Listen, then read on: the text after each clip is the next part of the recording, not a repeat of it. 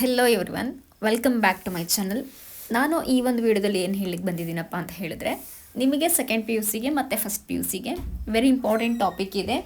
ಏನಪ್ಪ ಅಂತ ಹೇಳಿದ್ರೆ ಅದು complete the conversation or write the dialogue ಅಂತ ಇದೆ ಅಲ್ವಾ.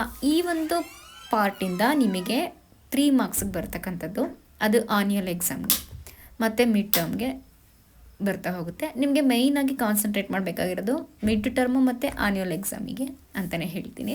ಏನಕ್ಕಪ್ಪ ಅಂತ ಹೇಳಿದ್ರೆ, ಯಾರು ಇಂಗ್ಲೀಷ್ ಮೀನ್ಸ್ ಕಬ್ಬಿಣದ ಕಡಲೆ, ಇಂಗ್ಲೀಷ್ನ ಓದಲಿಕ್ಕಾಗಲ್ಲ, ತುಂಬ ಟಫ್ ಇದೆ ಅಂತ ಅನ್ಕೋತಿರ್ತೀರ, ನಾನು ಫೇಲ್ ಆಗಿಬಿಡ್ತೀನಿ ಅಂತ ಅನ್ಕೊತಿರ್ತೀರ, ಅವರಿಗೆ ಇದೊಂದು ಪಾಸಿಂಗ್ ಬೂಸ್ಟರು. ಯಾವುದು?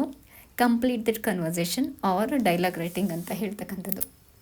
ಏನಕ್ಕಪ್ಪ ಅಂತ ಹೇಳಿದ್ರೆ, ನೀವು ಇದನ್ನು 3 ಮಾರ್ಕ್ಸ್ ಅಲಾಟ್ ಮಾಡಿದ್ದಾರೆ ಅಲ್ವಾ, ಇದನ್ನು ತುಂಬ ಈಸಿಯಾಗಿ ನೀವು ಫಿಲ್ ಮಾಡ್ತಾ ಹೋಗ್ಬೋದು. ಹೇಗಪ್ಪ ಅಂತ ಹೇಳ್ತೀರಾ?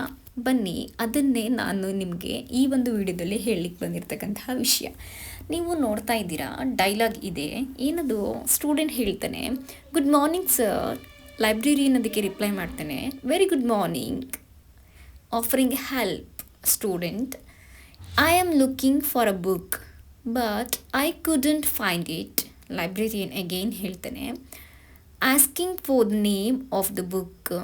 ಸ್ಟೂಡೆಂಟ್ ರಿಪ್ಲೈ ಮಾಡ್ತಾನೆ, the book is silence, the court is in session.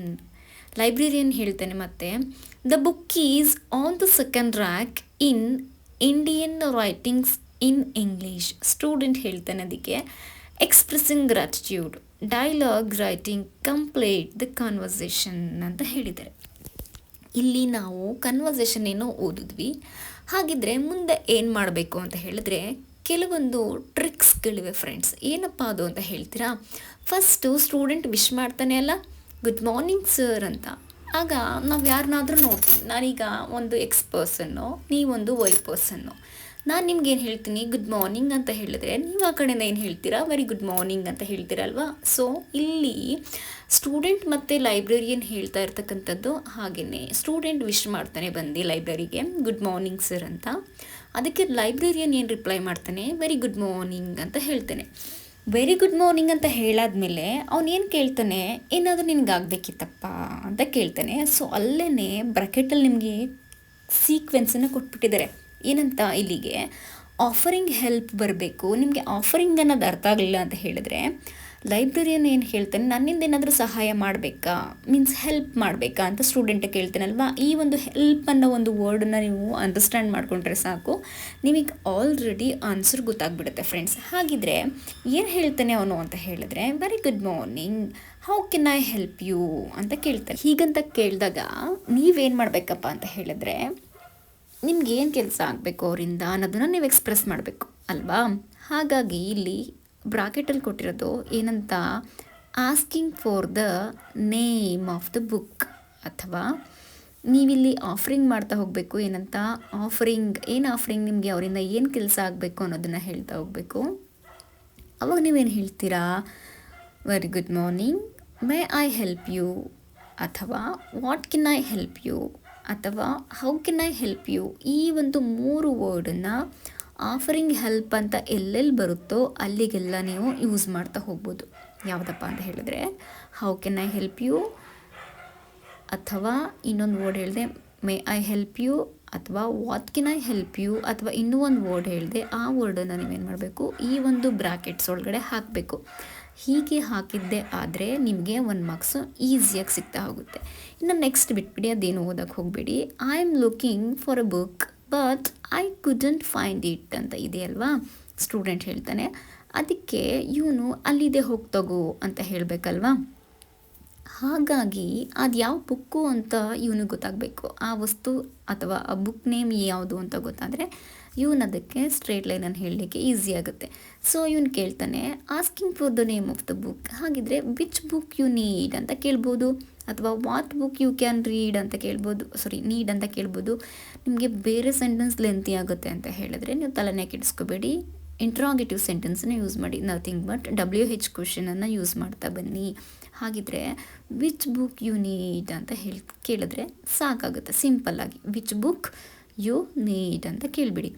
Next ಅವಾಗ ಹೇಳ್ತಾನೆ ಅವನು ಸ್ಟೂಡೆಂಟು ದ ಬುಕ್ ನೇಮ್ ಹೇಳ್ತಾನೆ silence the court is in session ಅಂತ. ಸೊ ಆ ಬುಕ್ ಅಲ್ಲಿದೆ ಹೋಗಿ ತಗೋಪ್ಪ ಅಂತ ಹೇಳ್ತಾನೆ.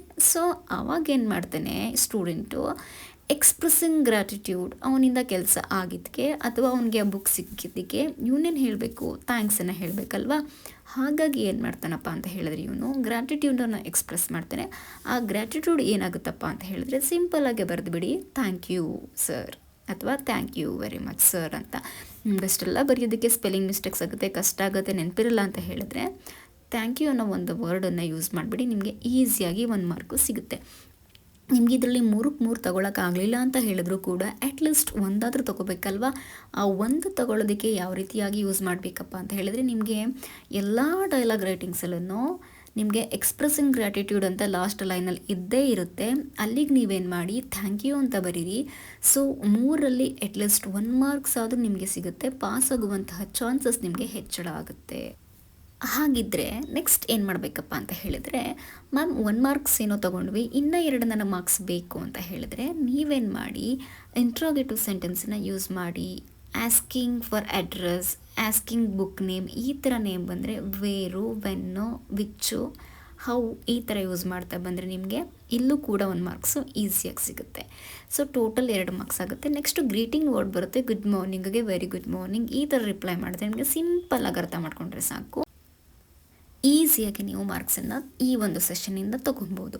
ಮರಿಬೇಡಿ, ಗ್ರೀಟಿಂಗ್ ವರ್ಡು ಅಥವಾ ಆಫರಿಂಗ್ ವರ್ಡ್, ಗ್ರೀಟಿಂಗ್ ವರ್ಡ್ ಬಂದರೆ ಗುಡ್ ಮಾರ್ನಿಂಗು, ಆಫರಿಂಗ್ ವರ್ಡ್ ಬಂದರೆ ಮೇ ಐ ಹೆಲ್ಪ್ ಯು, ಮತ್ತು ಇಂಟ್ರೋಗೇಟಿವ್ ಸೆಂಟೆನ್ಸ್ ಬಂದರೆ WH ಕ್ವಶನ್ ಯೂಸ್ ಮಾಡಿ. ಹಾಗೆಯೇ ಎಕ್ಸ್ಪ್ರೆಸ್ಸಿಂಗ್ ಗ್ರ್ಯಾಟಿಟ್ಯೂಡ್ ಅಂತೂ ಮರೀಲೇ ಹೋಗಬೇಡಿ.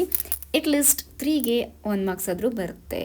ಹಾಗೆ ಬಂದಾಗ ನಿಮಗೆ ಪಾಸ್ ಆಗ್ತಕ್ಕಂಥ ಚಾನ್ಸಸ್ ಜಾಸ್ತಿ ಇರುತ್ತೆ ಅಂತ ಹೇಳ್ತಾ ಮುಂದಿನ ವಿಡಿಯೋದಲ್ಲಿ ಸಿಗೋಣ. ಇದೇ ರೀತಿಯಾದಂಥ ಈಸಿಯೆಸ್ಟ್ ವೇನ ತೊಗೊಂಡು ಬರ್ತೀನಿ ನಿಮಗೆ ಪಾಸ್ ಆಗ್ತಕ್ಕಂತಹ ವಿಷಯದಲ್ಲಿ ಅಂತ ಹೇಳ್ತಾ ನನ್ನ ಈ ಒಂದು ವಿಡಿಯೋನ ಮುಗಿಸ್ತಾ ಇದ್ದೀನಿ. ಸಿಗೋಣ ನೆಕ್ಸ್ಟ್ ವಿಡಿಯೋದಲ್ಲಿ.